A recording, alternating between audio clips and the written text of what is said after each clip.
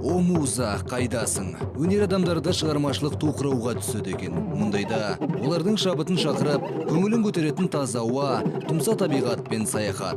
Сырлы сапар музыка әлемінің майталмандарын байланыстырып, гитара мен қазақтың түрлі ұлттық аспаптарының үндестігіне жетелейді. Алуан әннің орындалуына түрткі болады. Бүгін Джонни Газ және Серік Нұрмолдаев Қазақстанның көрікті жерлерінің бірі Бурабай курортында сапарын жалғастырмақ. Ерте заманда ағайынды екі жігіт өмір сүрген екен. Екеуі де аңшылық саят құрғанды қатты жақсы көріпті. Күндердің күнінде олар ақбөкен атуға шығады. Діттеген жерге жеткенде, бірі екіншісіне қарап, сен алдына шықта табын жануарды маған қарай қу деп ақылдасады. Осылайша кішісі ақбөкеннің алдынан шығып қууға жүреді. Бірақ аяқ астынан ақ түтек боран тұрып, артық қарға ұласады да бауырлар бір-бірінен көз жазып қалады. Бір-бірін іздеп жазық дала төрінде ұзақ жүреді. Бір сәтте боран тоқтап, айналаға қайта жан біте бастағанда үлкені көз алдында бұлдырлап жануарға ұқсаған сұлбаны көреді. Бірден мылтығын алып, көздеп тұрып, атып жібереді. Жанына барғанда жануар емес өзінің бауырын өлтіргенін көреді. Қайғыдан қан жұтып, бауырынан айырылған азамат қолына домбырасын ұстай, бөкен жарғақ күйін орындай жөнеліпті. Міне сол сәттен бастап, күй әлеміне жаңа туынды қосылған деседі.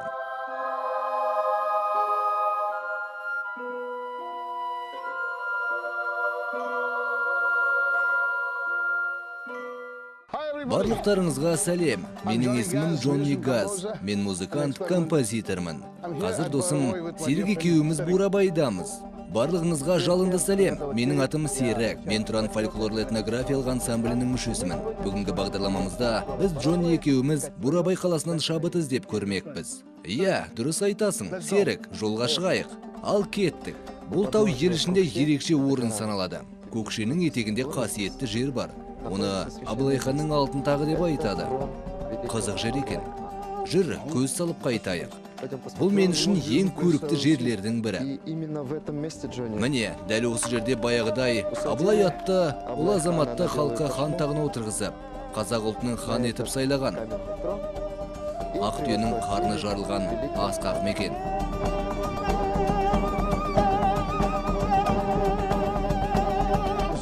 Тақпа? Иә, өте қасиетті тақ. Абылай ханның тағы. Тас қатты тайғанақ екен. Сондықтан ел арасында өте киелі саналады. Қызықты сапар мұнымен бітпейді, Джонни. Осындай тамаша саяхатты пайдалана отырып, мен саған тағы бір ұлттық аспабымызды таныстырсам деймін. Мұны елімізде керней деп атайды. Керней? Өте дұрыс, керней. Осы аспаппен өткен замандарда барлық мерекелі іс-шаралар гүлдене түскен. Салтанатты ашылу шаралары бұл аспаптың үнінсіз өтпейтін. Тіпті әскери жорықтарда да пайдаланылды. Ал қазір біз тұрған жер Абылай ханды таққа отырғызған орын. Қазір мен саған аспаптың үнін естіртейін.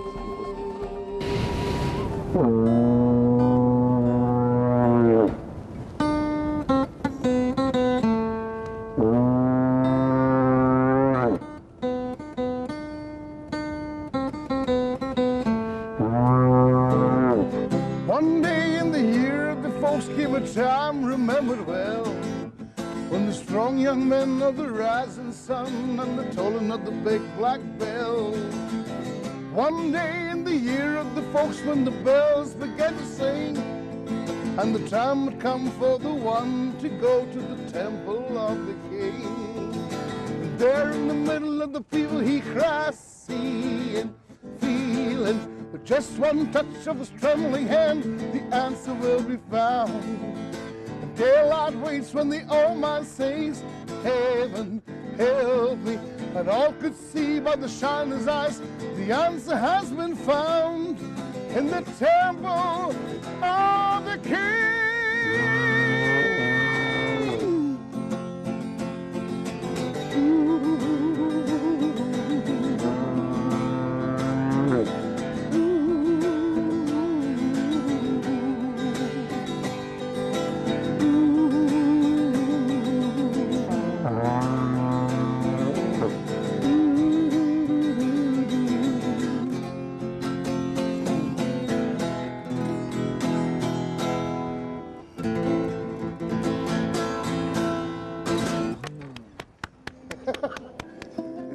Қалай, ұнады ма? Жарайсың. Жақсы шықты ма? Иә, тамаша. Сен білесің бе, мен музыка орындағанда көз алдында мына тақта Абылай хан отырғандай сезілді. Ал сен оның жанында халықты шақырудасың. Хан тағында керемет әсерге бөленіпсің ғой. Иә. Ал сапарымызды ары қарай жалғай түсейік. Жарайды. Шынымен табиғаты өте әсем жер екен. Оның үстіне бұл жердің сұлулығымен сені кеңірек таныстыра түсейін. Ғажап. Ормандардың өзіне көз тоймайды. Қарасаң, қарай бергің келеді екен.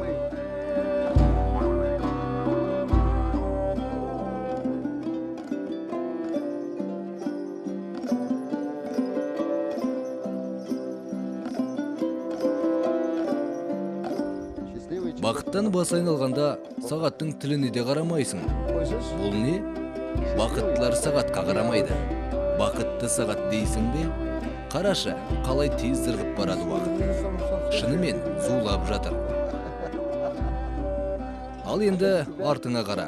1991 жылы Абылай ханның 280 жасына орай тұрғызылған ескерткіш стелла. Әдемі емес пе? Дәл солай. Сондай-ақ бүркіт те бар. Егемендігіміздің нышаны. Егемендік белгісі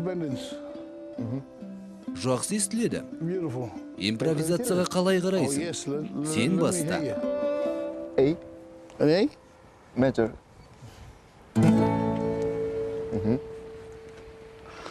Егемендікке байланысты көрейік.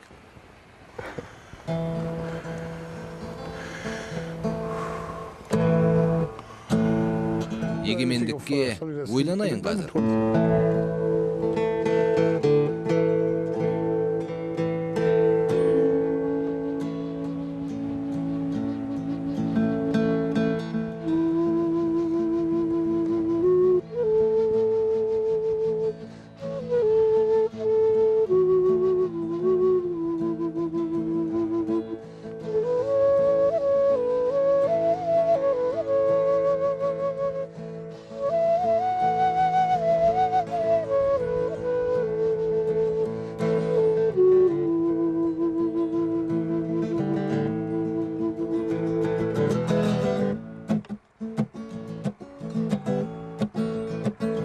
Сен қандай әуен орындайсың?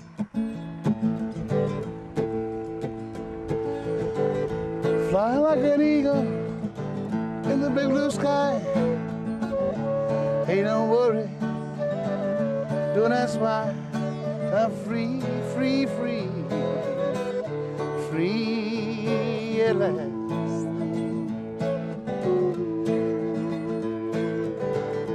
In the sunshine, I saw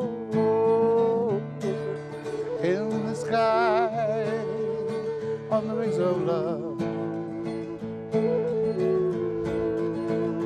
and I see you dancing to the rhythm of love. Hey, hey, hey, hey, hey, hey, hey.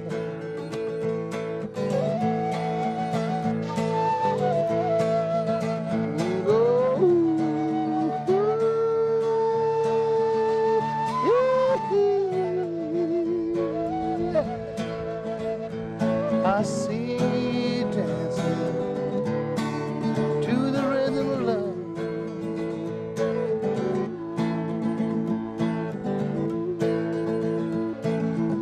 See you dancing to the rhythm of love. To the rhythm of love. To the rhythm of love.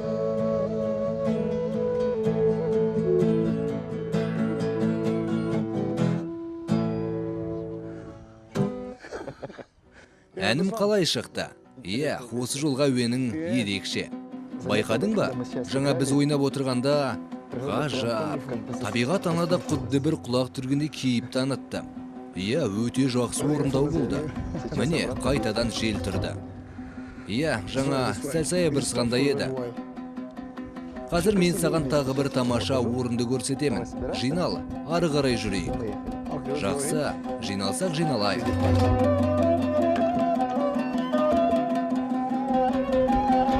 Енді Бурабай демалыс орнындағы ерекше екі орынды көрсетейін. Келген жұрт міндетті түрде соған көз салуды армандайды. Ол демалыс орнының мақтанышы Оқжетпес жартасы мен жұмбақтас жотасы. Қалай дедің? Оқжетпес және жұмбақтас. Оқжетпес, Оқжетпес. Сенің оғың жетпейді деген мағынаны білдіреді. Түсіндім. Демек оқ жетпейтін шың деген ұғымда ғой. Міне Джонни, көз алдыңда баршаға таныс Оқжетпес шыңы. Оқжетпес. Оқжетпес. Оқжетпес. Бұл жартасқа байланысты ел арасында ерекше аңыз тараған. Бұл Оқжетпес тауы болса, демек оның ұшар басына ешбір жебе жетпеген ғой. Дәл таптың. Уайымдама, сағанда бір күні өз жартың жолығады, бақытты өмір сүресіңдер. Егер сол заманды елестетсең, атқан оғың жетер ме еді? Қайдам, мүмкін емес сияқты. Ең қызығы жартасты жара өскен ағаштар. Қарашы, қандай әсем көрініс құраған. Шынымен, жартасты жара өсіп тұр. Қарағайлар қара тасқа шығыпты. Айтпақшы, есімнен шығып барады екен ғой. Мен бүгін тағы бір аспапты өзіммен ала келдім. Солай ма? Сені тағы бір таңғалдырайын деген ғой. Жақсы. Сен салсері деген сөзді бұған дейін естіп пе едің? Қалай дедің? Салсері? Салсері? Жоқ, өмірімде естімептім. Айта берші. Естімедім дейсің бе? Қызықтыра бермей айтшы. Салсерлер осы өңірден өте көп шыққан. Салсері деген қазіргі біз секілді ел аралап өнер көрсететін белсенді топ. Түсіндім. Жалпы айтқанда халықтың сүйікті ерке ұлдары ғой. Солай ма? Жақсы ғой. Олардың арасында ақыны да, әншісі де, күйшісі де, жыршысы мен жырауы да болады. Тіпті акробатикалық өнерімен де ерекшеленді. Жан жақты өнерпаз жігіттер ғой. Әр түрлі сиқыр жасап, өнер көрсетіп ауылдан ауылға барып жүре беретін. Шоумендер секілді ме? Өз өнерлерін ортаға ұсынып, халықты сергітетін. Шоумендер ғой сол. Саяхаттаушы шоумендер. Жаңағы өнерлерінен бөлек, олардың аңшылық қасиеті де жақсы дамыды. Бүгін мен саған аңшылық жабдық көрсетейін. Бұл нағыз мүйіз, тау ешкінің мүйізі. Аңшылыққа шыққанда пайдаланылды. Қазір дыбысы қалай шығатынын көрсетейін.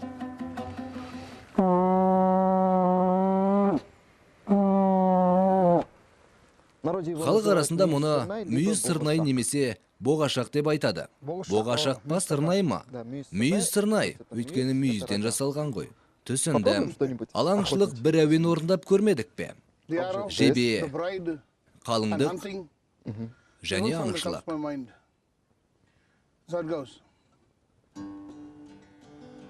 Менің ойыма бір жақсы әуен келіп тұр.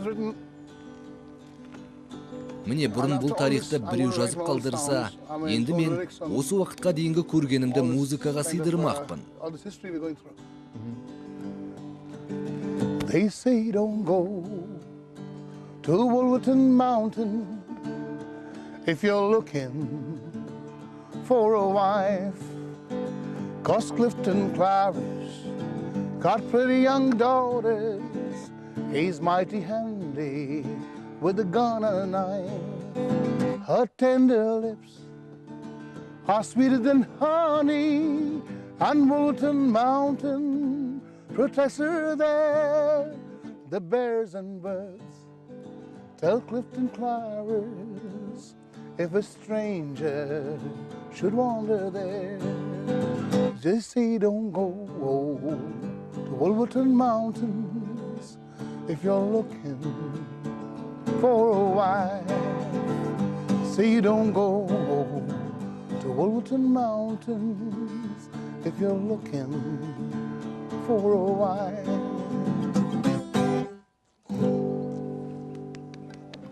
Аңшы әні. Өте тамаша әуен екен. Қалыңдық іздеп шарқ ұрғанда, көрген қыздың әкесі сенің қолыңа қарумен пышақ ұстатады. Міне, әйтеуір жеттік ау. Жұмбақтас. Бұл жұмбақтас деп аталады ма? Өте сырлы тас. Тіпті мистикаға толы десек те болады. Ал алыстан неге ұқсайтын сияқты? Есіңе түсір алдың ба? Біреудің кескін келбетін елестетеді дейсің бе? Иә, бет әлпетке ұқсап тұр ғой. Асықпай зер салшы. Мына бетінен қарасаң, кәрі кемпірге ұқсайды. Арғы бетіне өтіп қайта көз салсаң, жас бойжеткеннің кейпі. Солай ма? Ал тура алдынан қарасаң, сфинкс секілді.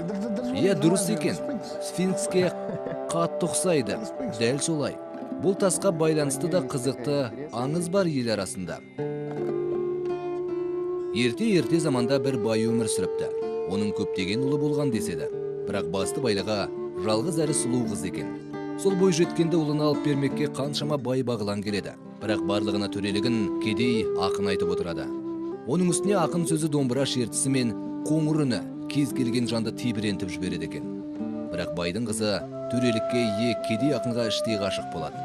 Ақыры бір күні бір-бірлеріне сезімдерін білдіріп, байдың келісімін бермейтіндігін түсінгендіктен қашып кетеді. Қыздың ағалары іздей оларды Бурабай көлінде қайықпен отырған сәттерінен тауып алады.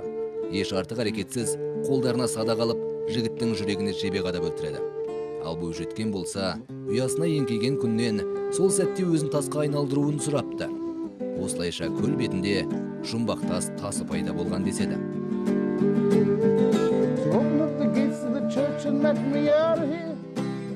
Too many people never lied in the name of Christ. For anyone to hear the call. Too many people never died in the name of Christ. I can't believe it all. I'm standing in the grave of a soldier that died in 1799. On the day he died was his birthday, and I noticed it was mine. And my head, just where I was spinning by the time. And I am high upon the altar, high upon the altar.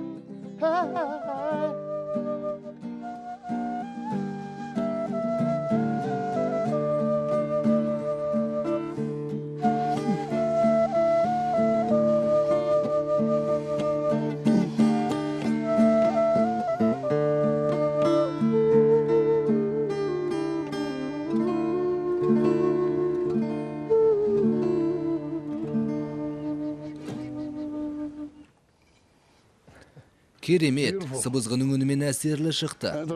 Иә, гитара мен сыбызғы үнінің үйлесіміне шек жоқ. Джонни, саған рахмет қолдағаныңа. Саған да алғысым шексіз құрметті, досым Серік. Джонни, бүгін біз Ақмола облысындағы Үкілі Ыбырай атындағы облыстық филармонияға келдік. Мұнда ескі досым Сәрсенбаймен таныс бол. Сәрсенбай, саламатсыз ба? Менің атым Джонни. Арқа жерінің әндері негізден махаббатпен туған жерге, тұмса табиғат сұлулығына арналады. Ол қазір Сәкен Сейфуллиннің әнін орындайды. Танымал ұлт тұлғасының әні қазір Сәрсенбай орындағалы отырған біз көрген тамаша табиғаттың сұлулығына арналған. Керемет, ендеше тыңдайық.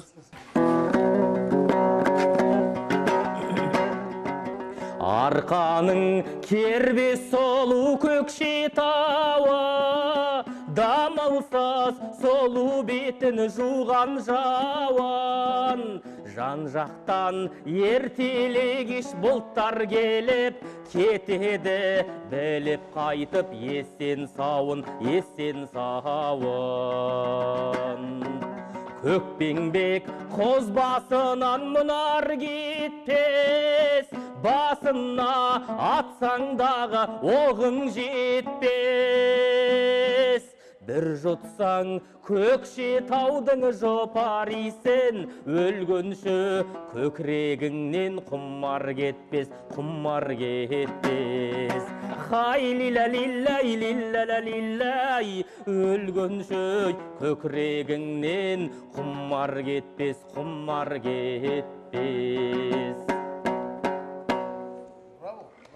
Осындай әндер. Жарайсың, жүрек тебірентерлік ән екен. Бұл әуенді бүгінгі буын осы қалпында болашақ ұрпаққа жеткізе білуі тиіс. Джонни, біздің шағын ғана дастарханымызға қош келдің.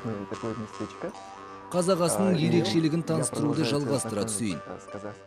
Дәл қазір сенің алдыңда қазақтың ұлттық тағамы, көктем мезгілінің басты асы наурыз көже қойылған. Бұл сорпа секілді тағам ба? Иә, сорпа секілді.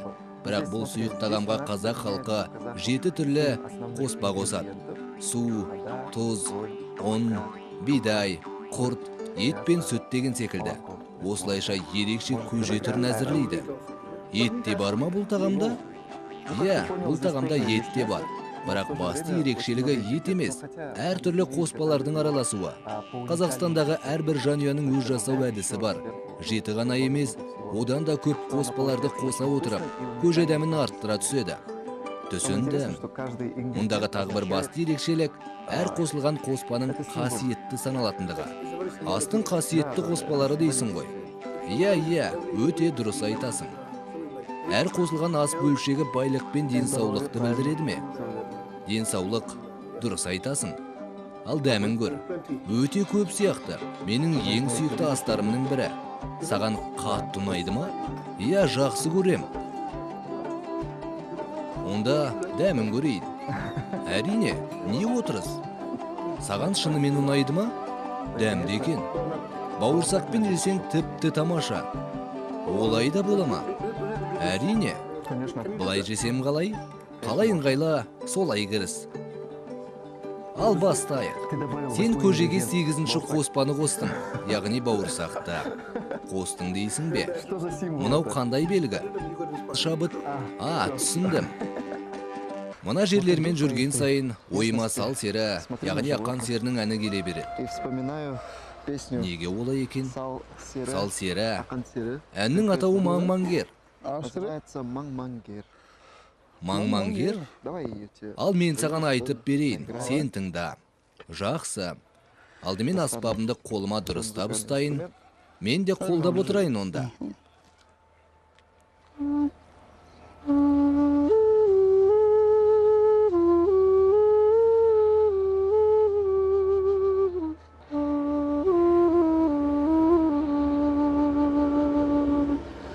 Маң-Маңгер кекілің келте, жалыңмайда, жүйрік жоқ сенен озған қонантайда.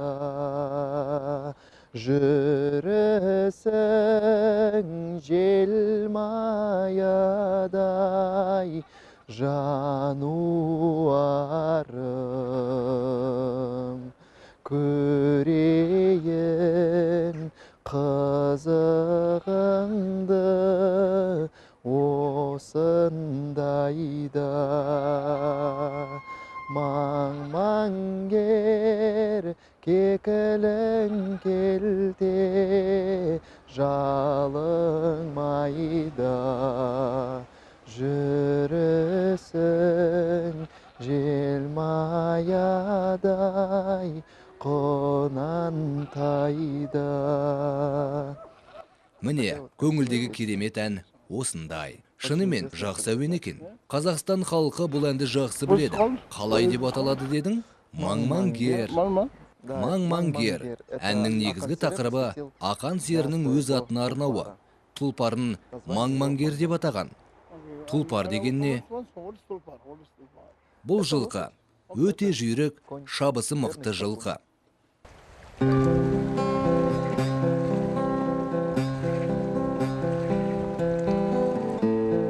Сәлем менің құрметті достарым.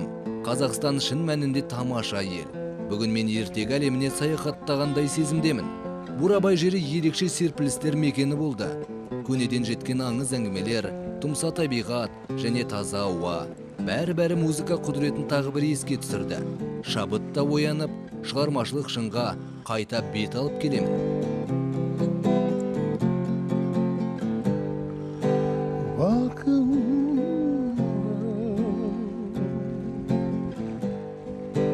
Won't you come on in? Miracles, I guess, still happens now and then. Step into my heart, leave your cares behind. Welcome to my world. Welcome to my world.